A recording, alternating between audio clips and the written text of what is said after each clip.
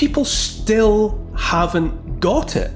People will do what they're told. People will be lining up, but pushing their sleeves up above their elbows to get the next one, sure. We'd all been primed from all of the images coming out of China that we were all going to die. The government convinced me it was a good idea to go out in the street at 8 o'clock on a Tuesday night and bang a pan with a spoon. I was very much in that mindset. And then, as you say, eventually I was like, well, hang on a minute. What they're telling me is happening on the telly is not happening in real life. I'll never forget April 5th of 2020.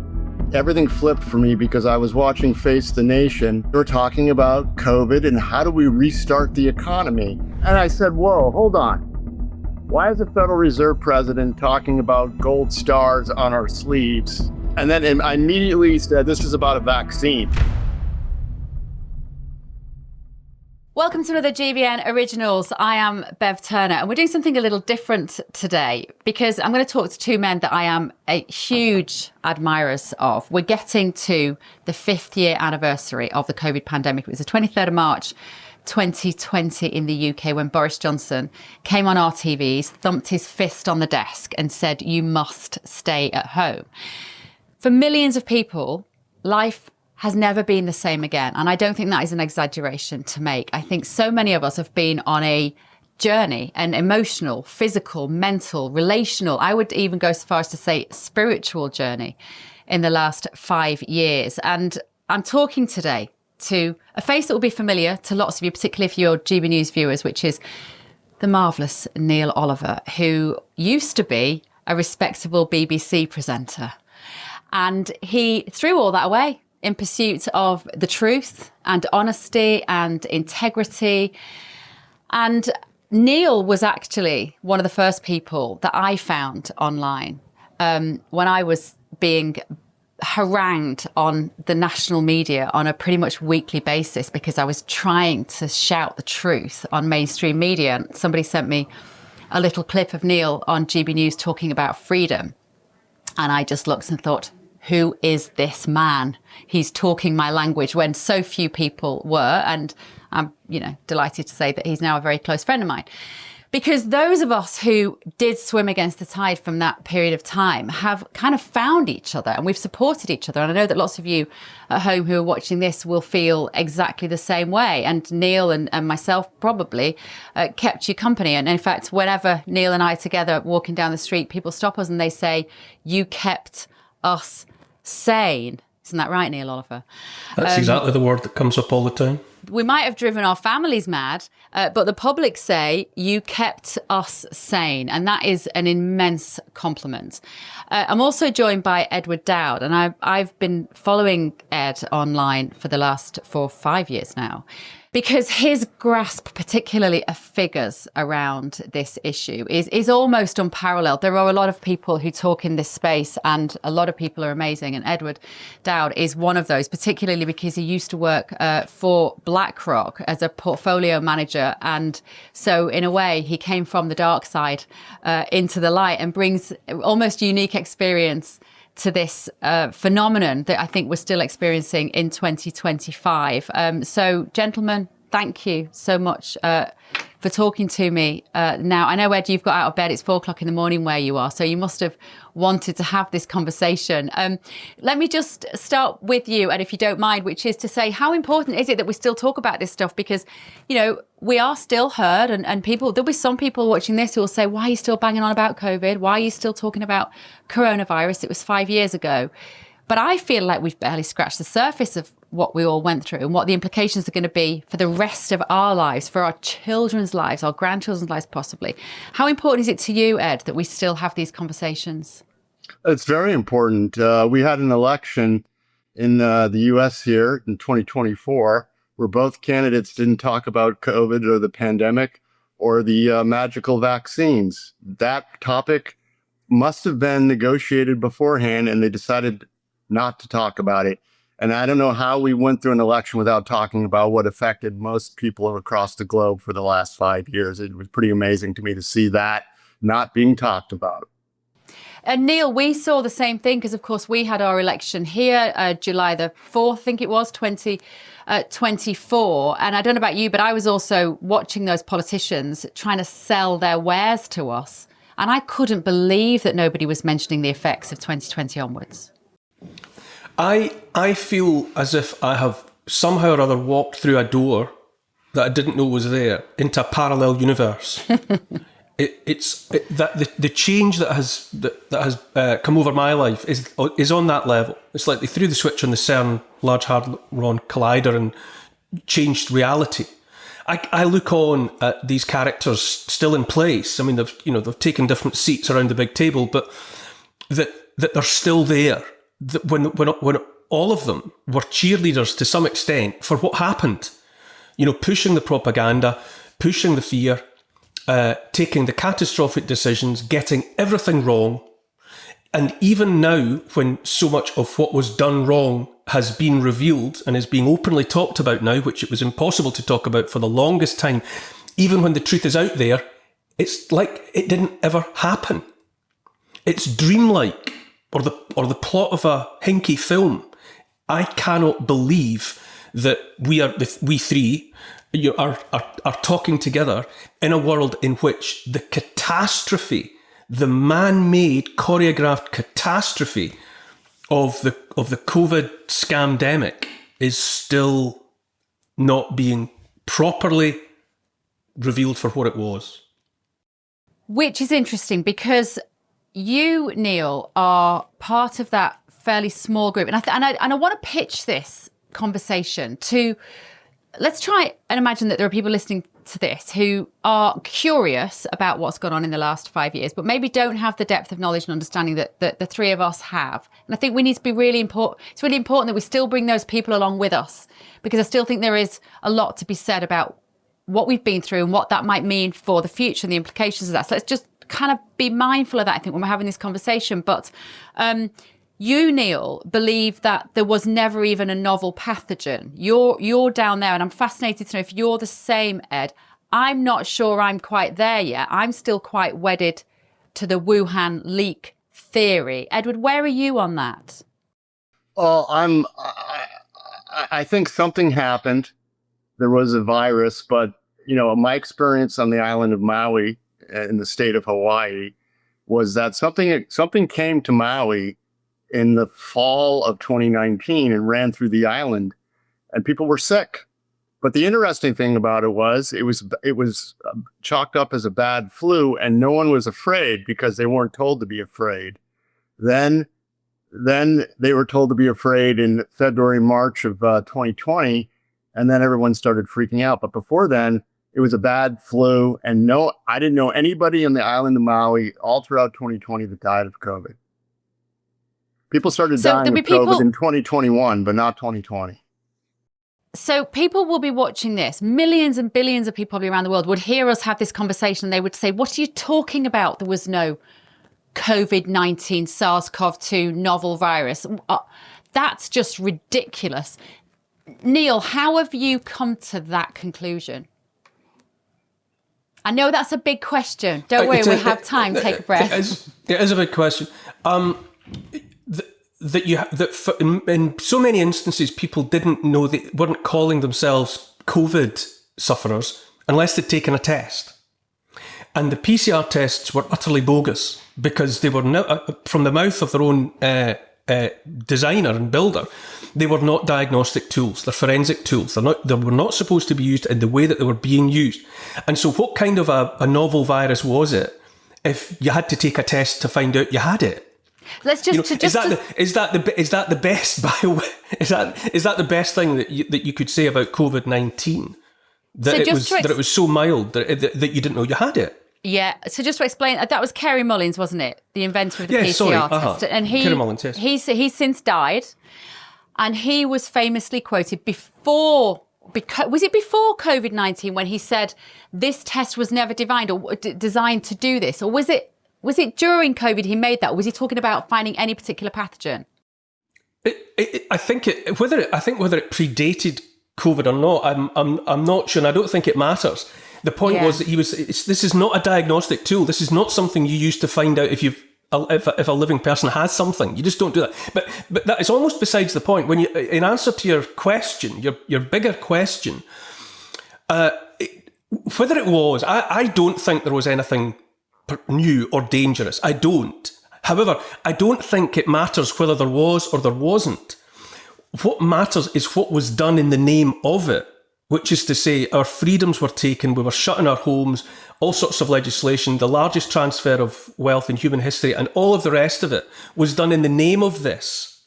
You know, that's the important point. And when you look at, let's say, Professor Stefan Homburg in Germany, people can look him up. You can look at the stuff online where he delivers stark information from German government entities and agencies. There was hospital bed occupancy in Germany, a modern, developed Western country. Hospital bed occupancy in 2019 and 2020 in Germany was at a record low. Clinicians saw nothing new. There was nothing clinical that they saw that they were in any way alarmed about. And perhaps most of all, the average age of death was 82, 83, which is at or beyond life expectancy. But so there was nothing in Germany, to take Germany as an example, that said to clinicians that there was anything happening here. And as Ed has pointed out until he's blue in the face, the excess dying didn't happen until 2021. And we know what started to happen in 2021. Yeah. So it's interesting you say that, because I remember getting ill. I got ill in autumn 2020, I think it was.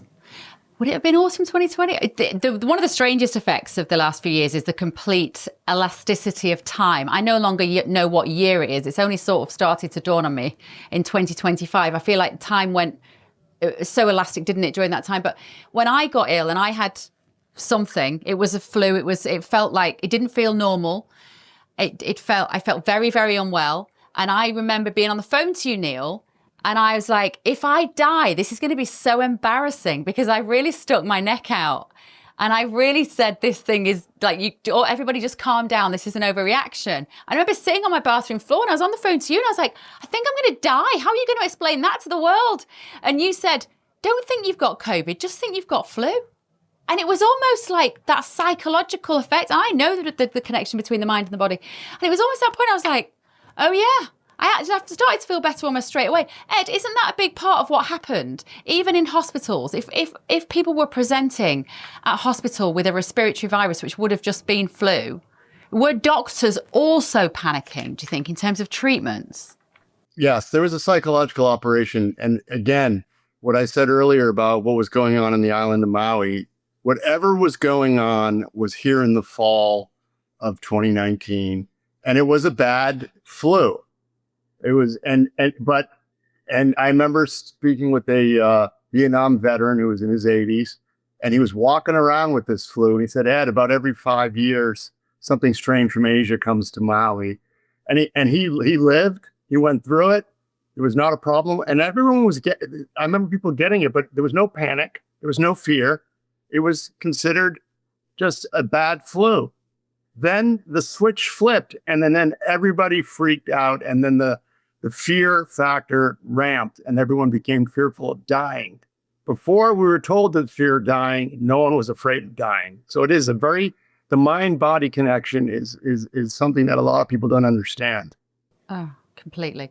But just then, Ed, illuminate our watchers, our listeners about excess deaths, because it feels too big a mountain to climb for some people to say there were no significant excess deaths in 2020-21 across the world. Were there? So in the US, I'll use the US as an example. In 2020, there were 500,000 excess deaths, most of which were occurring in the older population. And when you go and do the playback, it wasn't really due to COVID, because there was COVID over reporting. Everybody who died was given a COVID death certificate. There was a lot of fraud, because the incentive system in the hospital system was to label COVID, because the hospital would get money for identification of COVID, administering COVID protocols, and then a death would get the hospital money. So there was a lot of fraud. But I would submit to you that a lot of the excess deaths were due to bad hospital procedures. They would tell you when you presented with illness, they'd tell you to go home until you got worse. Then you'd come back in, they'd intubate you, put you on remdesivir, and then you die. And your family wasn't allowed to be in the hospital at the time. So there was, I think, protocol deaths, and the excess deaths were a lot of misappropriated protocols. Then in 2021, with the introduction of the vaccine, we had an additional 500,000 excess deaths in the US. But the difference was there was a mix shift from old to young. Young people in the US between ages 16 to 64, about 124,000 died in 2020 excessively. That went up to 240,000 in 2021. Wow. So the question you have to ask yourself is the virus, the quote unquote virus, we were told was getting less virulent as time went on. So how is it that a virus that's getting less virulent decides to attack a younger age group, especially those in the US who are employed? Because we found that those who are employed seem to be dying more excessively than those who didn't get forced to take a certain product. And the logic being that if you were employed, you were subject to vaccine mandates in order to stay in the workplace. And we've all heard, everybody knows anecdotally, somebody who says, well, I didn't want to have it. I felt forced, but I had to do it because I needed to go to work. So that's the rationale behind those numbers. Correct. And between March of 21 and February of 2022, the age group 25 through 44, which I call millennials, 60,000 excess deaths in that age group. And so that's where I famously coined the term, the millennials just experienced a Vietnam War, because in the Vietnam War, there was a 10-year period in which 58,000 soldiers died. Now, Robert Kennedy knows this, the new head of Health and Human Services in America. He knows what we know. Do you have any faith, Ed, that he'll be able to shine a light on that statistic? I'm hopeful, but he's now in the belly of the beast. And he's part of an administration that seems to talk about everything fraudulent going on except the COVID era fraud and the mRNA vaccine. That is the elephant in the room in that administration. I'm being told that's an untouchable subject. You're being told that from people who understand what's going on within that particular administration, you think? That's the scuttlebutt. No one will go on record, but that's what I'm hearing. What about you, Neil? Do you have any faith? You have contact with Bobby Kennedy. Do you think that he's going to be able to pull the plaster off this? I've never had direct contact with RFK Jr. I doubt it. I really doubt it because it's so enormous. You know, you're talking rightly, Bev, all the time about needing to take the viewers and listen, people that, you know, that haven't dived deep into this subject along with us. It's so big. The figures of people hurt or dead on account of what was done in 2021 run into tens of millions, let's say, okay? The military grade emergency use authorizations were used to put this stuff out there. You know, predating COVID anyway, the companies like Pfizer and Moderna and the rest of them had this indemnity, this immunity from prosecution in the event of anything happening with a vaccine product. If they were to lift that, if they were to pick at that thread, if RFK Jr. picked at that thread, the entire tapestry of the establishment comes down because they're all culpable. You know, from top politicians, media, obviously the clinicians that were involved in it all, the science and all of the rest of it would have to come down like Temple coming down on Samson's head. And so they daren't. They should. And there's so many people that should be doing jail time. There's people that should be in jail for the rest of their lives. But there's so many of them that there simply aren't the prison spaces to do it. And I mean, I must say it because it's part of the answer to your original question about that. I, to this day, don't know a single person who died of COVID. I don't know a single person who was particularly ill with COVID. But I've lost count, literally. In this, I live in Stirling, you know, which is a 60,000 strong, very typical Scottish town. And I have lost count of how many people I've heard about were found dead in their armchair, dead in their sleep, dropping on the field of play, heart attacks, strokes, neurological conditions, a swathe of unexpected, life-altering conditions, autoimmune collapse and all of the rest of it. I've stopped keeping track. There was a time when I could have named them all, but that That was long ago. And now it's a commonplace. And I still don't know a single person who died of COVID. What kind of pandemic was that? I think there's a lot of people. But Edward, is there a tipping point at which the numbers can no longer be obfuscated? And I agree with Neil in what he says about the fact that everybody knows somebody. Everybody knows somebody now. But I don't know about you, but I still feel censored. So that when I have those conversations with somebody who says, you're never going to guess, my 45-year-old friend had a stroke this week, dropped dead from a stroke. You can't say, had he just had a booster? You can't, I still feel I can't say that. Should we be saying that to people and be less polite? That's where I'm at right now. I'm less polite. And the Overton window is shifting, and it will continue to shift. The numbers continue to add up here in the US, and I suspect as well in the UK. We haven't looked recently, but in the US, disability, while excess deaths we talk about a lot, they're a much smaller number. The disabilities are much larger and significant and affect more people. And in the US, going into 2020, we had about 30 million US disabilities from our Bureau of Labor Statistics, people reporting themselves as disabled. That was steady for about 4 years. And then in February of 2021, it took off and started to grow.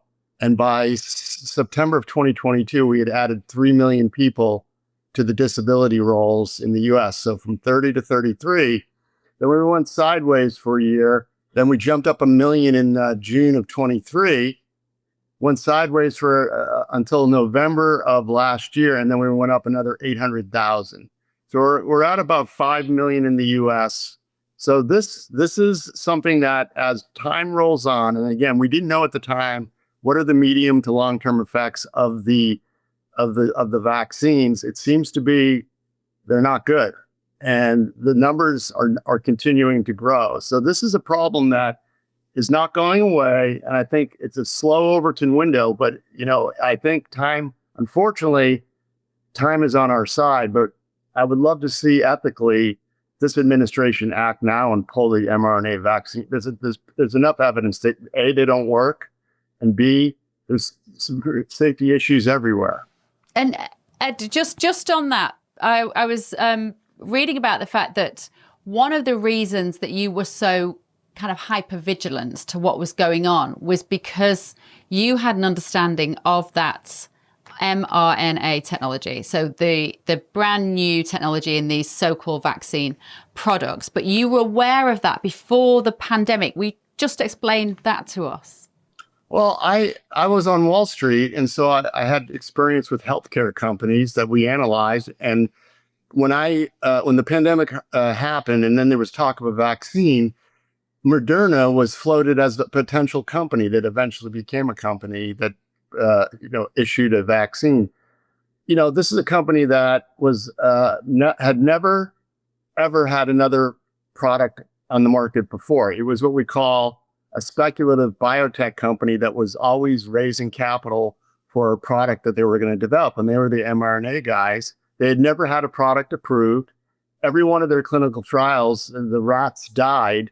And so here we are in 2021, and it's magically something's changed. It was never explained to me what changed. So we never tested it in humans, but the rats died, and here we are. I mean, that's the insanity of this. So, yeah, just to explain that. So, as you say, mRNA technology was being developed and had been developed, I think, correct me if I'm wrong, but about 20 to 25 years almost Correct. Before the pandemic. And as you say, in all of the trials, dead rats, dead ferrets, cooked their livers, infertility, myocarditis, all the stuff that we know now has become apparent in the human population. They were not safe to market. And therefore, the pandemic, so-called, gave the green light for this emergency use authorization to allow these products to go to market. And therefore, some people will say that the pandemic was a very convenient operational procedure under which they could be rolled out to literally the whole world. Now, how many people, Ed, would have had to have turned a blind eye to those safety trials in order to have got those products to market? A tremendous amount of people, mostly in the FDA, mostly people in the medical profession. However, I think a lot of people need to understand doctors go to medical school. They're not very good at analyzing clinical trials. That's not their expertise. So if the FDA gives the rubber stamp, they somehow think it's magic, and then they run with it, and they put all the blame on the FDA should they pull it later. I liken this to the great financial crisis. Rating agencies were slapping AAA rated ratings on these fraudulent bonds, and everyone said, well, the credit agencies say it's okay. So what happened was the third party trusted agent, the person who was supposed to verify all this, went sideways, and everybody followed. And they can put the blame on the rating agencies in the great financial crisis, or in this case, the FDA. So these independent third parties were compromised from the get-go. So you've got these products which some people know are not safe. My instinct was just shouting to me that you couldn't possibly get something to market in such a short period of time with any kind of long-term safety data. That was just nuts to me. And yet, because of the fear porn that we were being fed globally, all the same messages across the world. That's the bit, I think, when I look back, that blows my mind. The comms, how this psychological operation was enacted strategically, globally. Never before had the front pages of every paper had the same story and had all the government messaging all been the same. It's just so remarkable. And everybody, of course, so majority of people lined up to get these products in their arms. I was looking at the World Health Organization website today, as we know, that trusted source of health and medical information. And still to this day, gentlemen, they have a running total of COVID deaths and COVID tests, even now on the WHO website. And they think that there have been given 13.64 billion COVID doses, which is 67% of the world's population had received these by December 23. Interestingly, 67% by December 23, but only 32% of the world took a booster. So half the people who had 1 or 2 doses had a third. Now, that tells you a huge amount, doesn't it, in terms of either people feeling unwell or kind of waking up to the fact that it wasn't stopping transmission, all of those sorts of things. We're now looking, there was a headline this week about the fact that there is another virus coming out of Wuhan. I don't know whether you saw this. It actually hasn't been picked up by the media at all in the way that they might have thought it was. It was talking about it being another pandemic virus, in a new coronavirus, a bat-born in Wuhan again, Neil. Will anybody fall for it again if such an exercise ever is enacted? I talked about this yesterday on this channel, this headline. I just couldn't believe it. The lack of irony somehow. I mean, the opening paragraph of the story was like, I thought, how can this talk about Groundhog Day?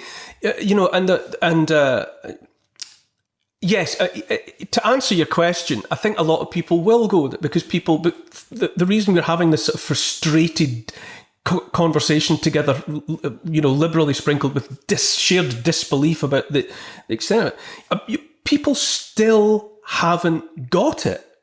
They refused it. I think because so many people took the products and they're therefore complicit. They did it to themselves. That's inevitably the case.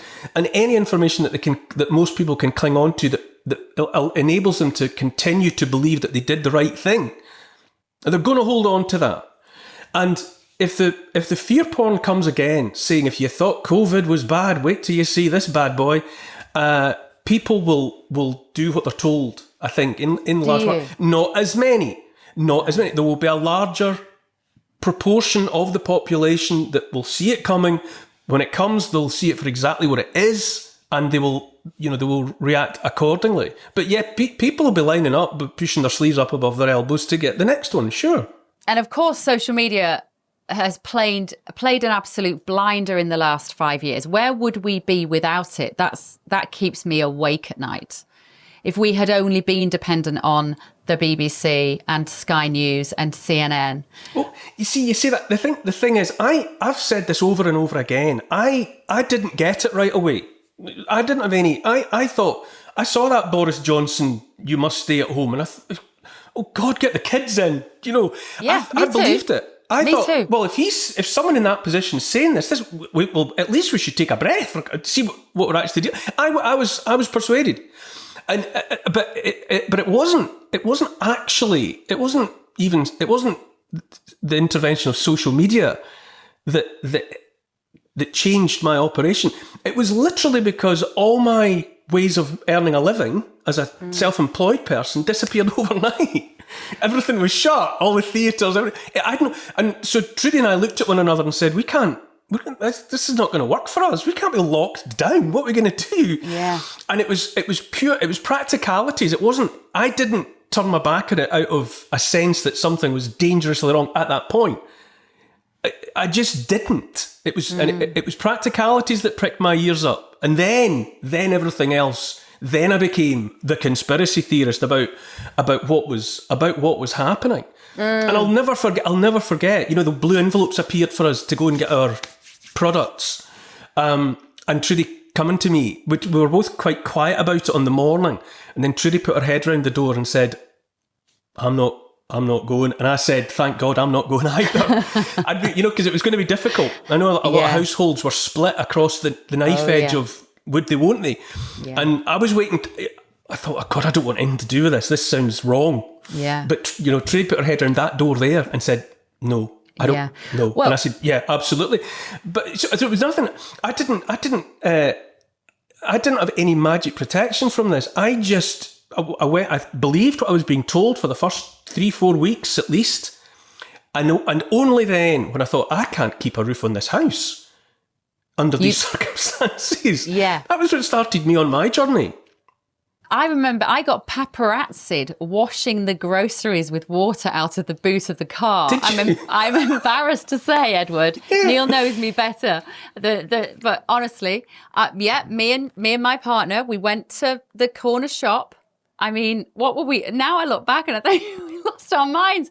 And we took bottled water and we washed. I was so embarrassed to say it. And out the back of the car, we washed our hands with bottled water. And somebody paparazzied me. I was in the Daily Mail. And now I look back. Now, that was the first couple of weeks in. And I was like you. I was like, okay, well, this is clearly because I largely trusted if the government were going to do this. And we'd all seen the pictures from Wuhan of people face planting on the street. We'd all been primed from all of the images coming out of China that we were all going to die. I really like my family. I love them enormously and I didn't want them to die. And so I was very much in that mindset. And then, as you say, eventually I was like, well, hang on a minute. What they're telling me is happening on the telly is not happening in real life. And then I just couldn't buy into the performative nature of the theatre. We used to bang our pans, Edward, every Tuesday or Wednesday night. We had to go out on the street to applaud the NHS. And the whole of the country was encouraged to go out into the street and bang pans with spoons. The government convinced me it was a good idea to go out in the street at 8 o'clock on a Tuesday night and bang a pan with a spoon. I mean, I only did about 1 week and then I realised this was literally the definition of insanity. But for you, Ed, when, I mean, as you say, you were in Maui, it was maybe a slightly different environment, but what was it that made you realise that we were being sold a fake narrative? For me, so I come from the financial world. And ever since the great financial crisis, I've watched global governments add tremendous amounts of debt to prop up their economies since the great financial crisis. So those of us on Wall Street and in investing have been waiting for a sovereign global debt bubble to burst.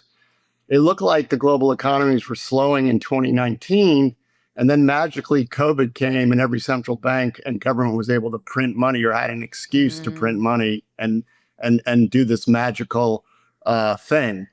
For me, because I'm an information junkie, I was freaking out about COVID in January of 2020 well before anybody on Maui even knew it was coming, because I was watching the videos from Wuhan on social media. So I went to Costco and bought the toilet paper and stocked up a month before the run. So I was fearful before anybody else. I'm so pleased. That makes me feel so much better. This is like confessional. This is good therapy. Yeah. Carry on. So I was fearful before it was vogue to be fearful. Then everyone was told to be fearful. Then the rush came and the toilet paper disappeared. I felt smarter than everybody. Then in April, I'll never forget, April 5th of 2020, everything flipped for me because I was watching Face the Nation, and there was a Federal Reserve President, James Bullard, being interviewed by one of the news anchors.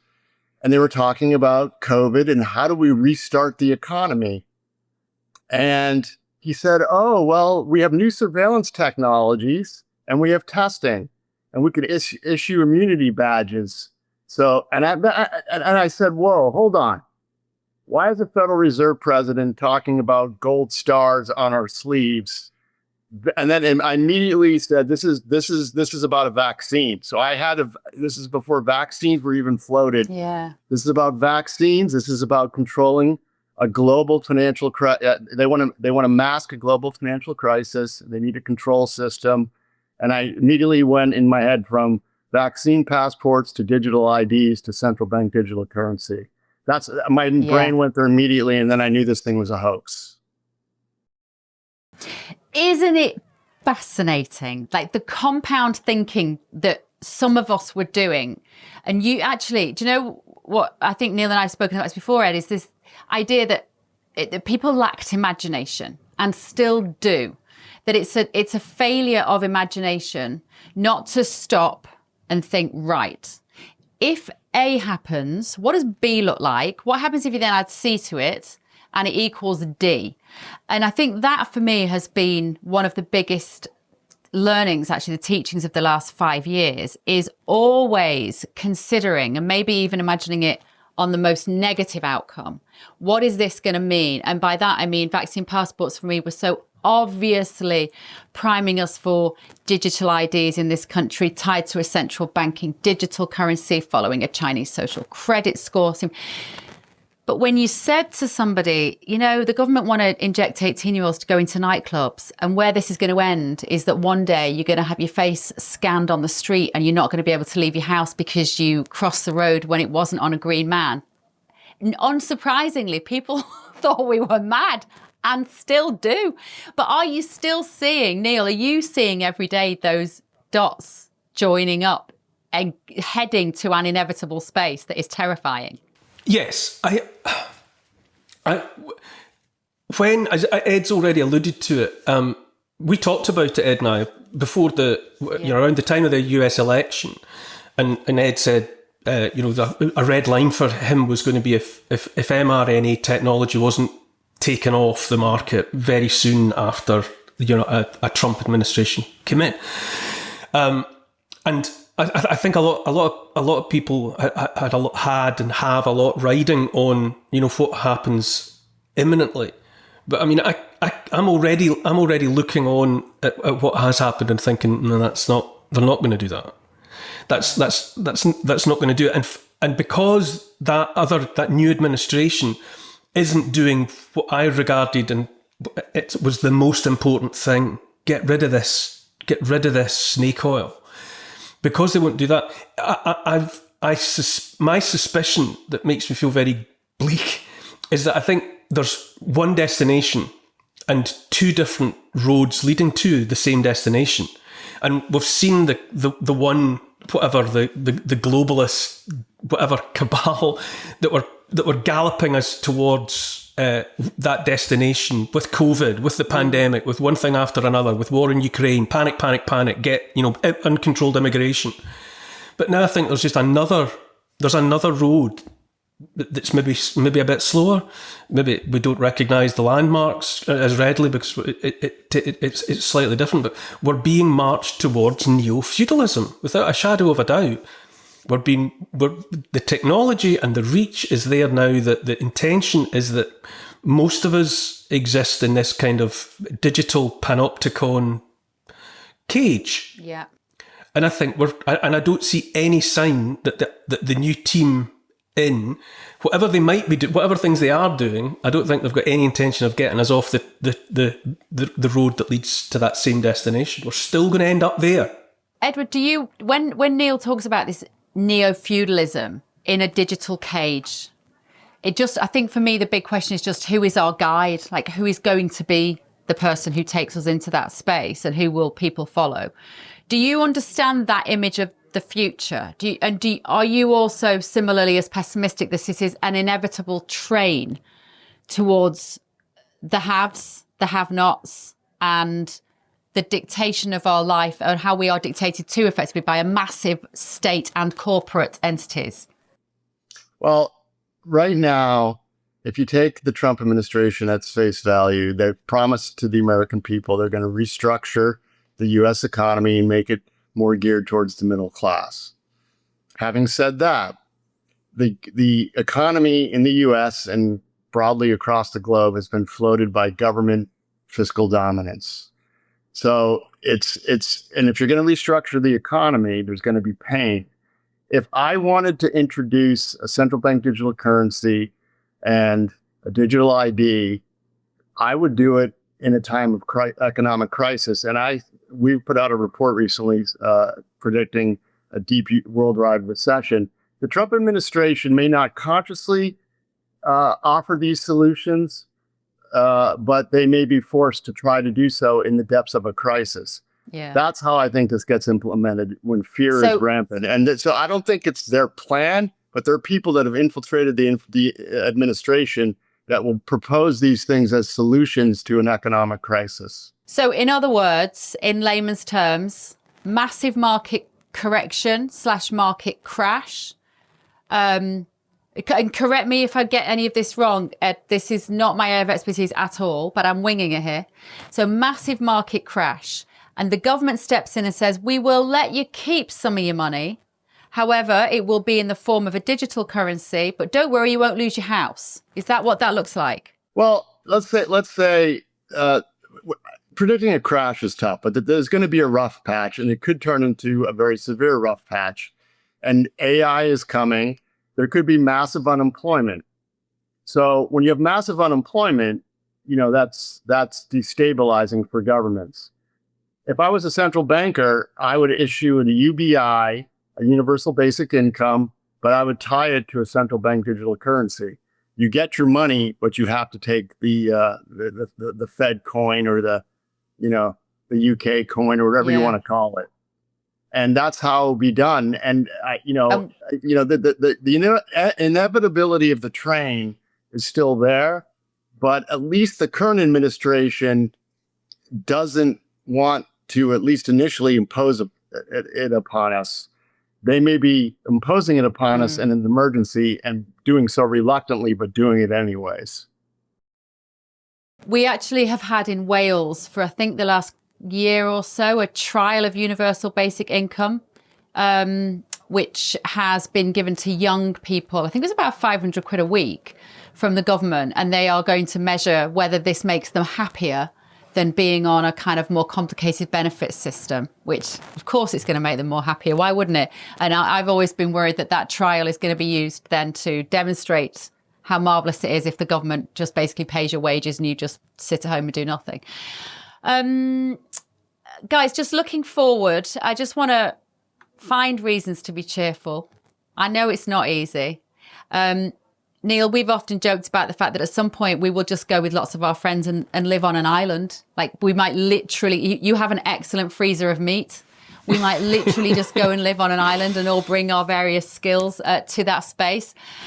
Because sometimes, Ed, it's hard to imagine how any of us who are resistant to these kind of controlling mechanisms, how we're going to live in modern society when, everything is tied to your phone, where your phone will become inconvenient and it will become a microchip in your hand, and we move into the space of nanotech, and our finances are not ours to freely spend if we have no cash. What do you see, Edward, in the future? Like, how are we going to have a world of two halves? Well, the good news is a lot of us knew that there was something terribly wrong with the system and there was a lot of darkness hidden behind the shadows. COVID was a step too far and it woke up a lot of people. So we've all found each other and we don't sound as crazy as we used to. So the Overton window is slowly shifting. As Neil said, if they try to roll out another pandemic, the resistor force is bigger this time. It's still not enough, but the time is on our side. So this control system needs to be implemented sooner rather than later, because the longer they wait, the more people that wake up, especially as populations become aware that they're getting sicker and sicker and there's something horrible happen to them.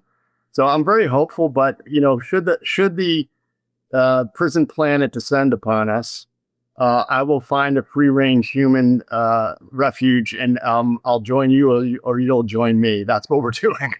You will be very welcome on our island, Ed. We're going to need someone who's good with numbers. I can tell you that. You can bring all sorts of skills to it. But would you, Neil, if you could change anything? I mean, look, it's a big question, this. But if I look back on the last 5 years, and although it has been horrific in so many ways, there are relationships that I have which are, I think, possibly irreversibly changed. And that makes me sad. But would I change it in terms of what I've learned about myself and about humanity? No, I wouldn't. I feel like the world challenged us, and how we responded to that told us so much about ourselves. Would you change it, Neil? Absolutely not. So many people talk to me. Another word, you said people say you kept me sane, but so many people talk about apocalypse, the time of revealing, which is what apocalypse actually is, when that which has been hidden is laid bare. And I have definitely gone through something profound. The old adage about, the only thing to fear is fear itself. I'm not afraid of them anymore. I can't, all my former ways of earning a living, how I was, perceived publicly has all been, altered beyond recognition. And I've been censored. I still am, I'm routinely, labeled everything, from conspiracy theorist through Putin apologist through anti-Semitic through, and I figure if you haven't been labelled all of these things by now, you're not trying hard enough. Oh, I've had all those. Tick, tick, tick. I'm just not afraid. I am just not afraid. I have a sense of what really, what the world is really about, of what I care about. I don't even fear death in the way that I used to. I know, me too. I really don't. Because I have been realigned. My clocks have been reconfigured, and I see the world differently, and there's no way I would go back to seeing the world the way I used to. How about you, Edward? Has it been an enlightening in some ways, and that you do look back and you think, oh, who was I in 2019 compared to now? Well, I had started waking up a little bit because I had an personal experience with antipsychotic antidepressants. And I realized that they were fraudulent and they made me sicker. And I healed my own depression through spirituality, physical fitness, diet, and just, getting out in the world. So I had already woken up a little bit, but this COVID experience really opened my eyes to a bigger picture, which I call Team Humanity, because during the mandates and the lockdowns on Maui, all the sheep ran off the cliff. And those of us who stood at the edge, we looked to our left and our right, and it was Wall Street guy, vegan hippie, Hispanic, Black. Like, we were nothing alike, people you wouldn't normally think that you would hang out with, but we all valued freedom and choice, and we knew something was wrong. And that's when I was like, wow, this is really powerful. These are people that I would not normally be with, but we all agree on one thing: bodily sovereignty and freedom and resistance to tyranny. And that's when that was a beautiful thing. And that's opened my mind. I don't really judge people anymore by, what they are or what they do. Yeah. It's their value system. Yeah. I remember being at the Better Way conference that we've had here in the UK, Neil, haven't we, down in Bath a few years ago, hosted by Dr. Tess Laurie, of course, who was fantastic on ivermectin and early treatment protocols. And I asked Dr. Ryan Cole, who you will obviously both know, and a lot of our viewers will also know. And I said to him, what is it that unites all the people in this room? Because I find that a fascinating question, as you say, from all different backgrounds. And he said, and he thought about it, he was like, I think it's humanity. It's something about feeling connected to humanity. And he said, if I think about Dr. Robert Malone and Peter McCulloch, he's like, they all have something, whether it's gardening or surfing or religion, whatever it is, they have something that is separate to their other pastimes and jobs. And it's something about being connected to humanity. And I thought that was just so beautiful. And I've thought about that so many times. And yet we were the selfish ones. That's the bit that still amazes me. We were the granny killers. We were the ones who wanted everybody to live freely, and that was going to kill everybody on the planet, and we were the selfish ones. But guys, we could talk for hours, I'm sure, but I'm conscious I've taken up much of your time. You might want to go back to bed, Ed, given it's the middle of the night. I'm up for the day. Amazing. Thank you so much. Honestly, it's such a joy. And I wish you both the best luck, and hopefully I'll see you on the island when we get there. Yes. Absolutely. Thank you.